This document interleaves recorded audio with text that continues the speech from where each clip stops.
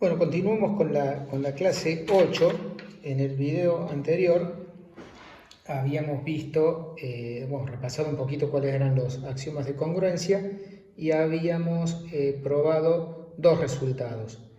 Uno de ellos es la posibilidad de copiar segmentos en semirrectas o copiar ángulos con uno de sus lados en una semirrecta y el otro lado en un semiplano dado. Ya hemos visto de que esa manera de hacerlo es única. No es que sea única la transformación rígida que copia, sino que lo que es único es la manera en que queda copiado, ¿no es cierto? Así que bueno, el primer resultado decía de que si vos tenés un segmento verde y una semirrecta morada, existe un único punto en la semirrecta morada, de modo tal que el segmento original AB es congruente al segmento T. Y la versión ángulo decía que si yo tengo un ángulo verde, APB, y una semirrecta morada o X, y un semiplano elegido determinado por X que se llama omega, entonces hay una única semirrecta OY, de modo tal que el ángulo verde original es congruente al ángulo morado que nos queda, el ángulo X o Y. Hay una única semirrecta que ocurre eso y la semirrecta en el semiplano omega. Bueno, habíamos visto y luego habíamos visto el teorema que le llamamos teorema de la suma y resta, que dice lo siguiente, que si vos tenés un segmento largo, dos segmentos largos, digamos, AC y XZ, y que está partido, dividido en dos, y cuyos pedazos son respectivamente congruentes, es decir, naranja congruente a naranja, verde congruente a verde, entonces el original es congruente al original. Los morados son congruentes a los morados. Y la misma versión con ángulos, ¿no? Si tengo un ángulo grande, APC, y otro ángulo grande, X o Z, y tengo una semirrecta interior en cada uno de ellos, que determina respectivamente ángulos congruentes, es decir, naranja congruente a naranja, verde congruente a verde, entonces el morado es congruente al morado, el morado es el grande. Y también uno puede cambiar este teorema por otra parejita, o sea, por ejemplo, si yo supiera que los morados son congruentes y los naranjas son congruentes, los verdes son congruentes. También lo mismo con los ángulos, si yo sé que los morados son congruentes y los verdes son congruentes, entonces los naranjas son congruentes. Bueno, así, con esto habíamos terminado el video anterior. Lo que queremos hacer ahora, en este video, es ver, como hemos venido haciendo siempre, de que nuestros dos principales modelos, que son R2 y el plano hiperbólico H2, satisfacen los cuatro axiomas de congruencia. Entonces vamos a tener dos modelos robustos de plano para seguir adelante. Bueno, vamos a ver entonces que R2 y H2 cumplen los axiomas C1 y C4. Recuerden que C1 dice que hay un grupo de biyecciones, son transformaciones que son biyectivas y que son las que sirven para definir el concepto de congruencia. El axioma C2 dice que estas biyecciones tienen que preservar la propiedad de estar entre. El axioma C3 dice que son rígidas, de que no pueden llevar un segmento dado adentro de sí mismo o un ángulo dado adentro de sí mismo. Adentro de sí mismo quiere decir preservando el origen. Y el C4 dice que básicamente hay una única forma de llevar un par semirrecta semiplano en otro par semirrecta y semiplano. No, básicamente, dice exactamente que hay una única forma. Bueno, lo que tenemos que hacer entonces para R2 y H2 es decir, ¿quién es el grupo G que hace estas cosas, ¿no? Y que cumple todos estos postulados? Bueno, vamos a R2. En R2 recordemos que teníamos las rectas, son las que vienen, las que... Decía que, recordemos que las rectas son los pares de puntos X, Y, recién decía Z, lo borré. Son los pares X, Y que satisfacen estas ecuaciones lineales si las querés describir implícitamente, o las que satisfacen esta descripción paramétrica si querés describirlas paramétricamente. O fíjense en los primeros videos cuando hacíamos el análisis de que las rectas satisfacían los axiomas de incidencia y orden, que a veces nos convenía la descripción implícita y a veces nos convenía la descripción paramétrica. Bueno, quiero decir cuál es el grupo de biyecciones en R2 que satisface estos 4 axiomas. O primero, un simple repaso, que cualquier función que sea una transformación lineal afín, es decir, que venga dada por una matriz 2×2A y luego que le sumo un vector, esta es afín porque no lleva necesariamente el origen en el origen, sino que te traslada el 0, 0, va a parar, si pones 0, 0 acá va a dar 0, 0, más AB, así que el 0, 0 va a parar el AB. Bueno, cualquiera de estas funciones lleva rectas en rectas, semirrectas en semirrectas y preservan la propiedad de estar entre. Yo no voy a hacer esa cuenta porque no es complicada, se las dejo de ejercicio. Quizás es ligeramente más laborioso ver de que lleva semirrectas en semirrectas o preservar la propiedad de estar entre, es básicamente lo mismo. Pero de que lleva rectas en rectas es básicamente si vos tenés una recta que está descrita por esta ecuación implícita, cuando le aplicas x tilde y tilde que sea igual a esto, vas a encontrarle fácilmente cuál es la ecuación implícita que cumple. Y para semirrectas tal vez te conviene usar la descripción paramétrica. Bueno, como sea, cualquiera de estas funciones dadas por una matriz, o sea, la función depende de la matriz A y del par ordenado AB, cualquiera de estas lleva rectas en rectas y semirrectas en semirrectas, así que lo que voy a terminar tomando es un subconjunto, G va a ser un subconjunto de estas funciones, no cualquier matriz A va a servir, sí va a servir cualquier para B, pero no cualquier matriz AB. Entonces es como que de entrada voy bien, como voy a elegir estas, es como que ya voy bien con el C2. El C2 va a estar cumplido, aunque si yo tomara con todas las matrices AES, el C2 se me cumple. Lo que pasa es que si tomo con todas las AES, no se me van a cumplir los otros axiomas. Bueno, entonces hasta acá ya tengo satisfecho el axioma C2. Estas funciones son inversibles si solo si la matriz es inversible, si solo si esa matriz tiene determinante distinto de 0. Así que en realidad voy a tomar, para que sean biyecciones, voy a tomar algunas AES inversibles. Con eso voy a tener que van a ser biyecciones y me falta que sea grupo, o sea, tienen que ser que compuestas entre sí vuelvan a dar del mismo tipo. Bueno, entonces acá quiero chequear la composición. Si vos tomás dos funciones que son de este tipo y la compones, el resultado de la composición es nuevamente una función de ese tipo. Acá hice la cuenta, en donde la A de la composición es el producto de las matrices A1 y A2, mientras que el vector de desplazamiento, el AB de la composición, bueno, no es la suma de estos dos, pero es este de acá más A2 por este. Ese es el nuevo vector de desplazamiento. Así que cuando compongo de estas, vuelven a dar de este tipo, bueno, con una nueva A3 y un nuevo vector A3B3 de desplazamiento. Bueno, ahora estoy en condiciones de decir quién es finalmente el grupo G que voy a querer usar. Como les decía, va a ser algunas de estas con ciertas matrices especiales A. Las que voy a tomar son matrices que son ortogonales, son matrices que cumplen que A por A transpuesta o A transpuesta por A da la identidad. En otras palabras, que la inversa de la matriz sea la transpuesta.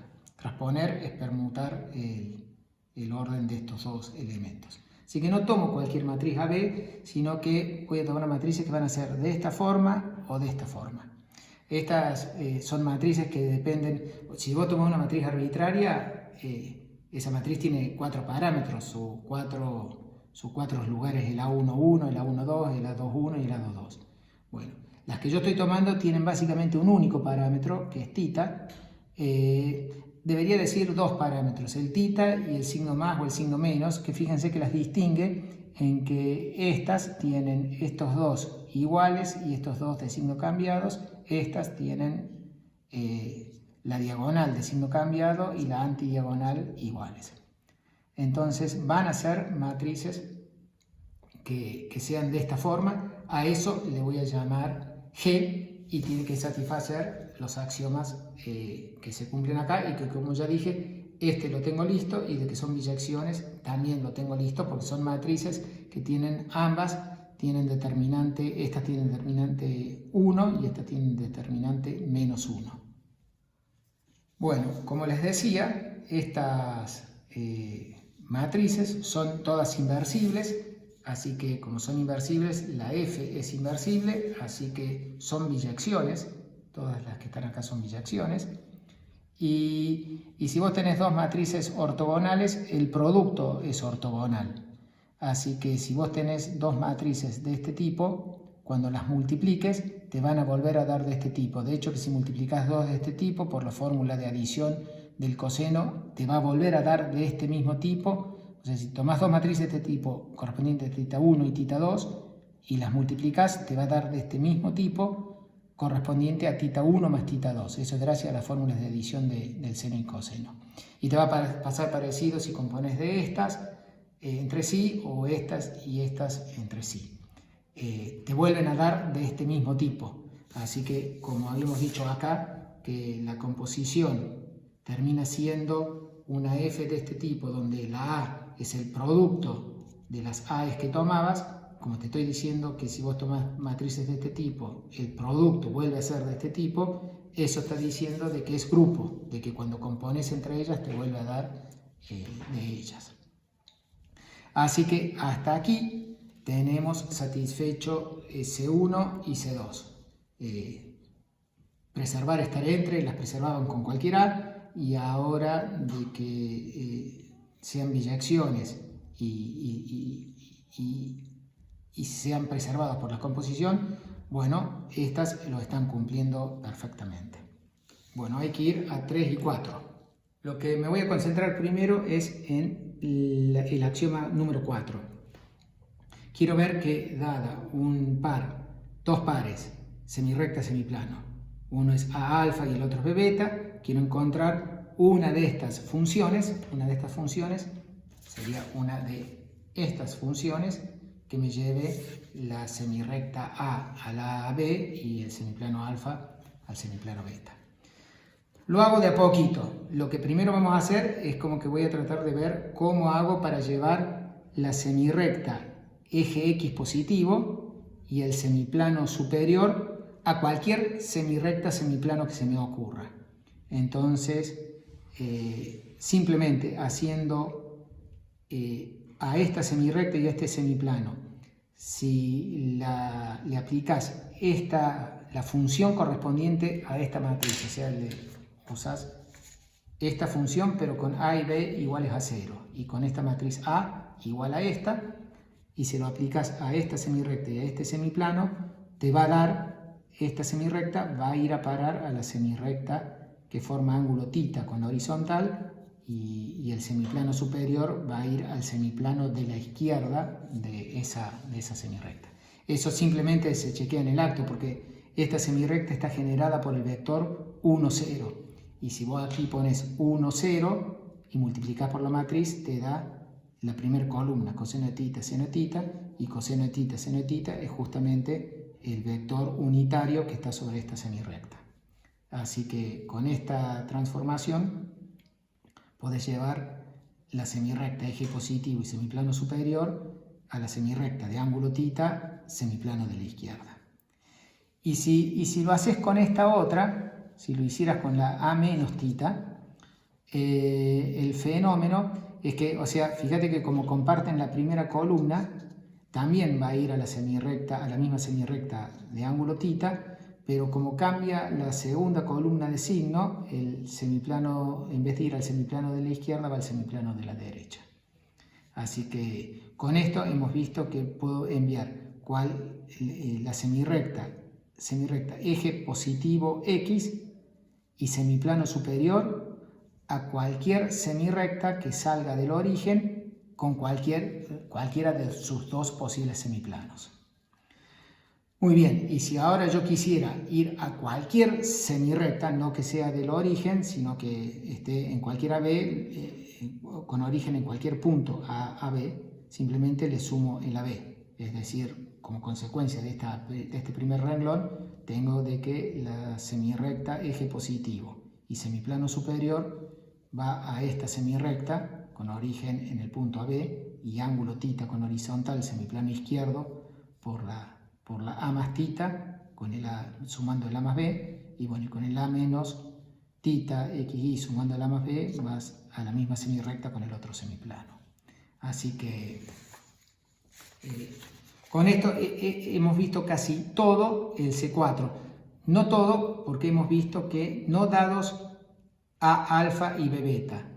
He visto que dados, acá siempre puse A que sea la semirrecta eje positivo y alfa el semiplano superior, pero he visto que puedo ir a cualquier semirrecta B y cualquier semiplano beta determinado por B. Así me faltaría ver que puedo salir de cualquier semirrecta A alfa. Bueno, terminemos de hacer la acción C4. Simplemente tengo que ver que puedo elegir cualquier par semirrecta semiplano A alfa como punto de partida y terminar en cualquier par semirrecta semiplano B beta. Entonces acá tengo A alfa, acá tengo B beta. ¿Cómo hago para llevar A alfa a B beta? Hago así. Acabo de ver de que hay una función F1 que me lleva la semirrecta eje positivo y semiplano superior a A alfa. A esa función le llamo F1, la que lleva el eje X positivo a A y el semiplano superior a alfa. Esa se llama F1. Así que la inversa hacia al revés. Y le llamo F2 a la que lleva la semirrecta eje positivo y semiplano superior a B beta. Entonces ahora para ir de A alfa a B beta simplemente las compongo. Hago primero la inversa de la F1 y luego hago la F2. Así que la composición F1 a la menos 1 seguido de la F2 me lleva el par A alfa al par B beta.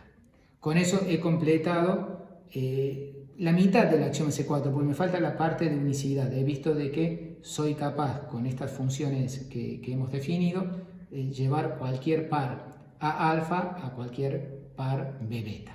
Lo que tengo que ver es que lo puedo hacer de una única manera.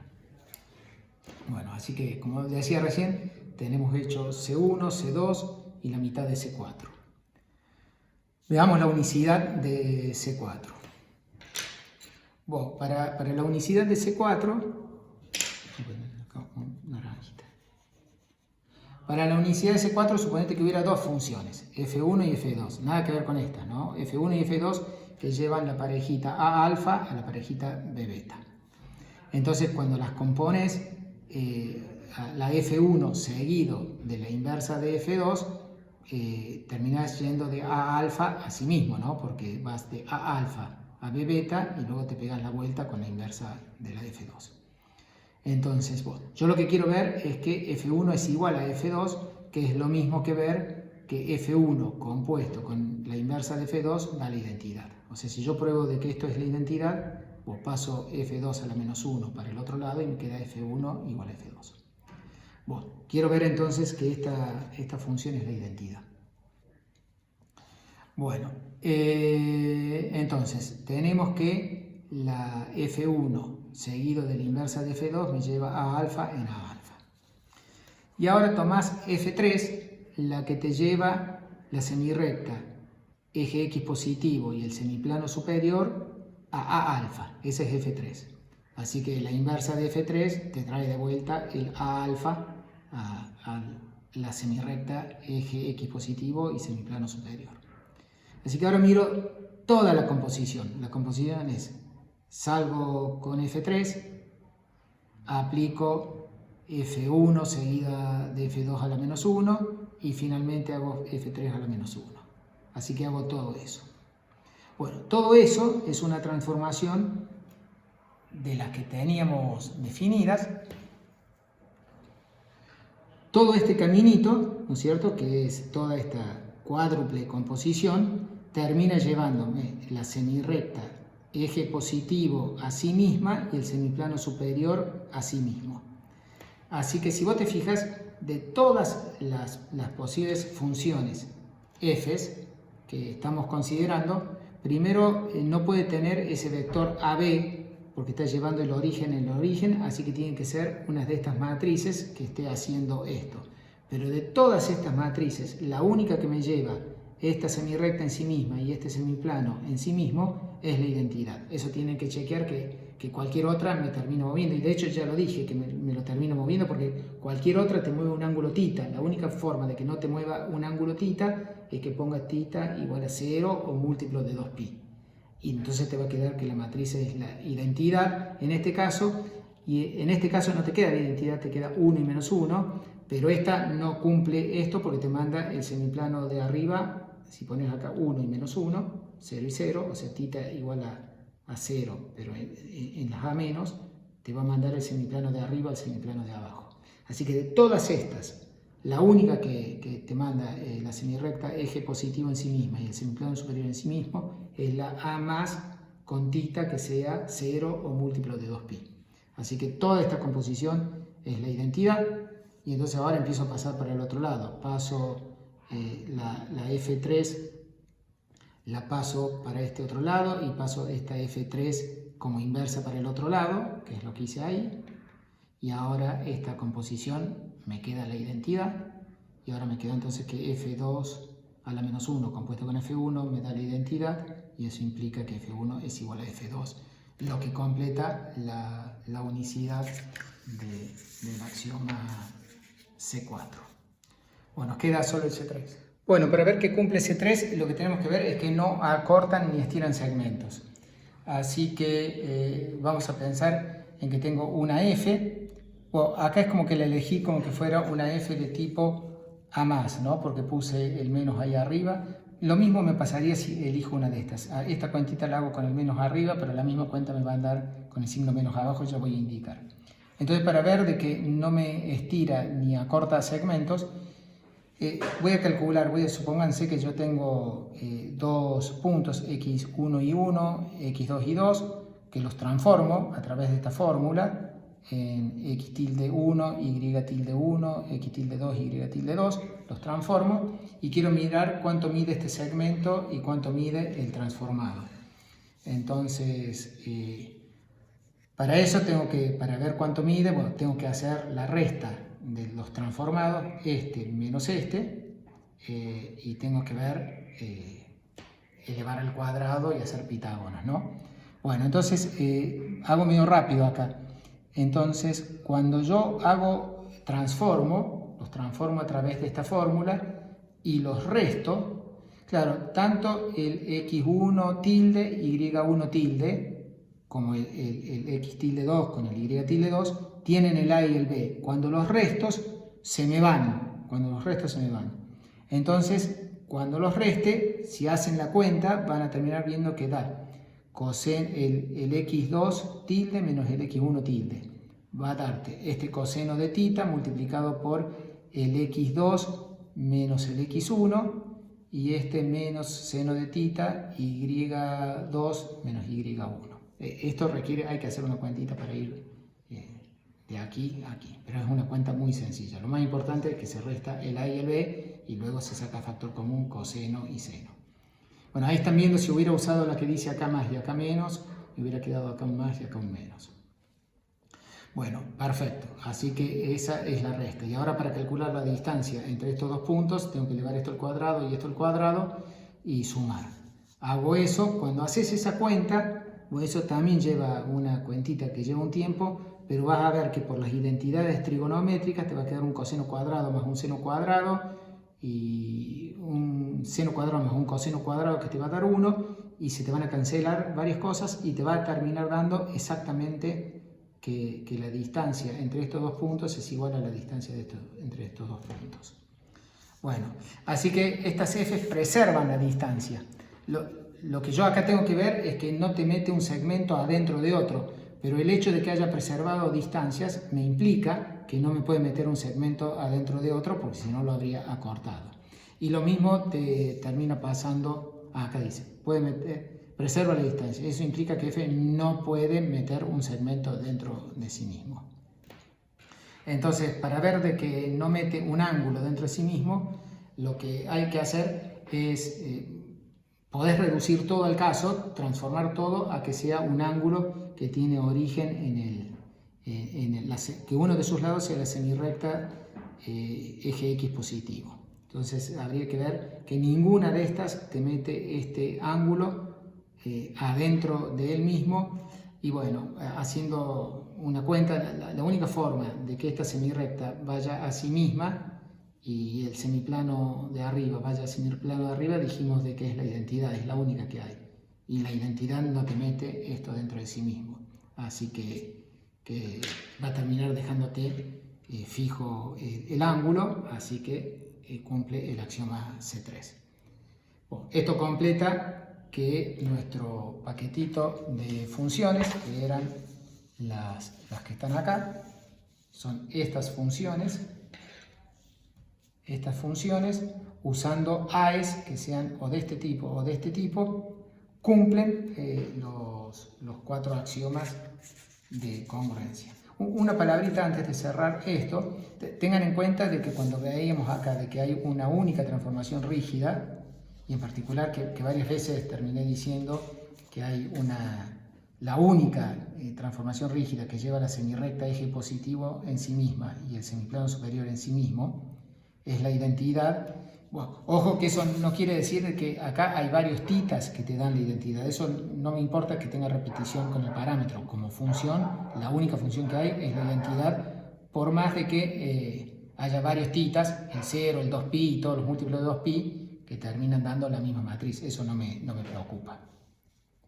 Bueno, vamos al hiperbólico.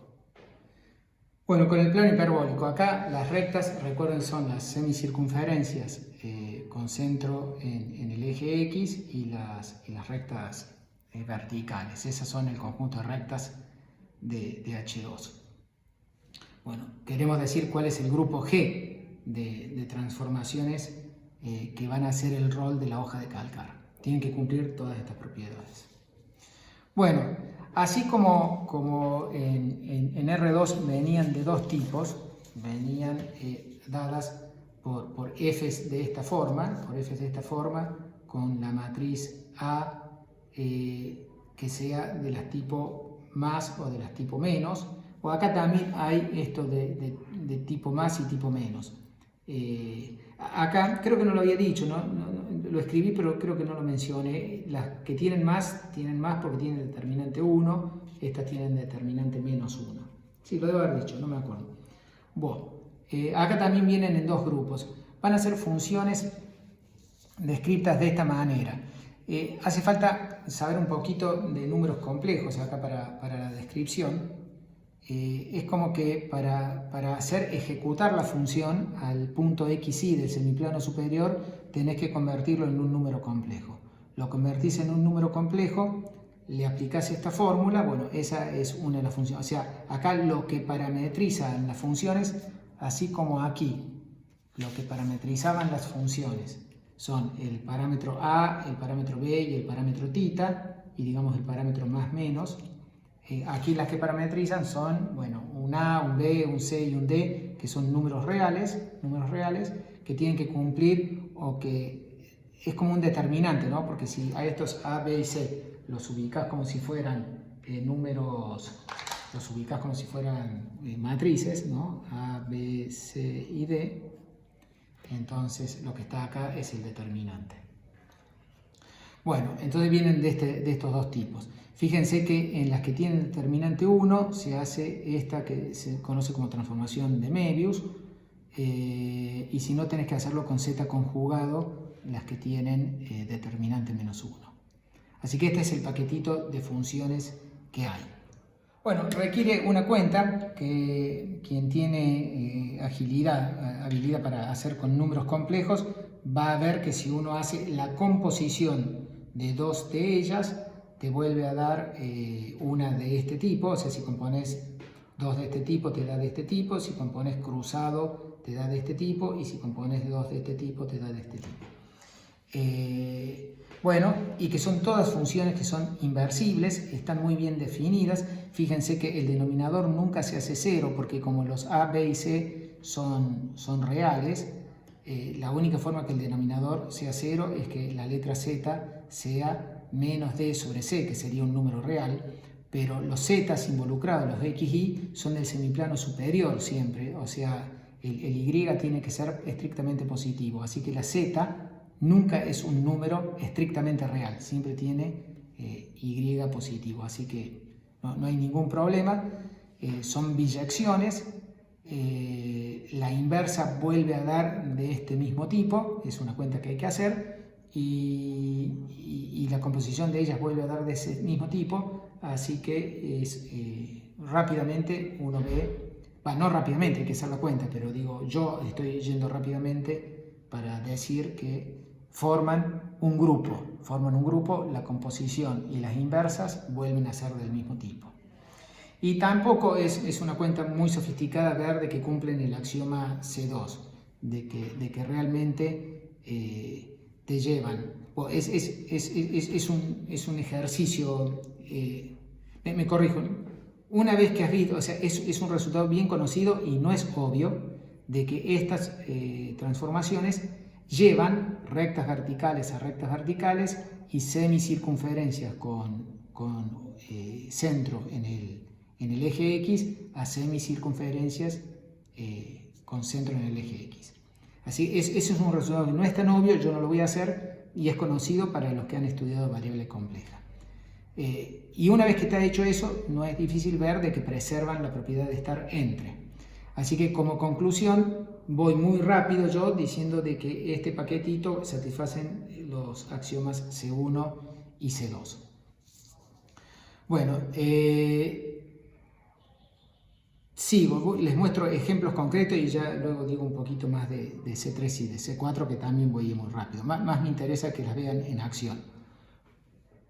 Bueno, por ejemplo, si tomamos que A1 sea esta matriz, ¿no? 1, 3, 0, 1. Así que el A, el B, el C y el D. Entonces me queda 1 por Z más 3 sobre 0 por Z más 1. Me queda esto. Eso es f de x, y. Ahora convierto la z en x más y, me quedó esto. Y ahora reconvierto a vector, separando parte real y parte imaginaria. Me quedó que la f1, la correspondiente a esta, es al xy, me lo manda a x más 3y. Y si en cambio, por ejemplo, usamos de este tipo, esta matriz tenía determinante 1, por eso puse la z. Esta tiene determinante menos 1, así que voy a poner la z conjugado. A ver, al final creo que le voy a poner 0 acá para que sea más sencillo, no poner 3. Voy a poner acá un 0. Bueno, me queda z conjugado por 1 más 0 dividido menos 1. El c es 0, perdón, y el d es menos 1. Así que simplemente esta fórmula, el z conjugado cambiado de signo, que es este, me queda menos xy. Entonces acá tengo un dibujito de qué es lo que hace cada una de las dos. ¿Ves? La F1 te manda el punto xy verde al punto x más 3y, a este punto moradito. Mientras que la F2, acá estás viendo que a cada punto xy le cambia el signo de la x. Este eje que puse acá es el eje y, ¿no? Acá estoy en x igual a 0.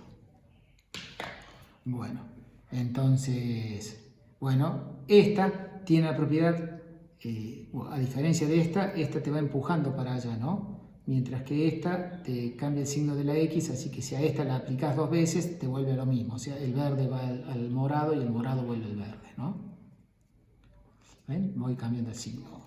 Ahí vimos dos en acción, dos de estas en acción correspondientes a estas dos matrices. Acá tengo una un poquito más complicada. Ahora estoy tomando como matriz la A número 3, 0, 0, 1, menos 1. Esta tiene determinante 1, así que se le aplica esta fórmula de acá.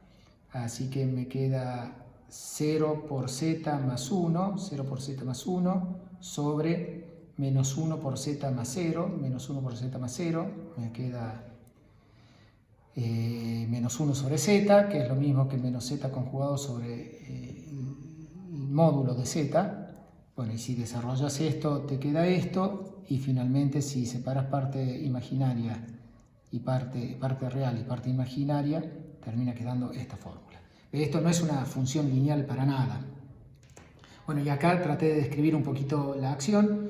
La acción es como que manda todo lo que yo he puesto acá en verde, va a lo que está en marrón.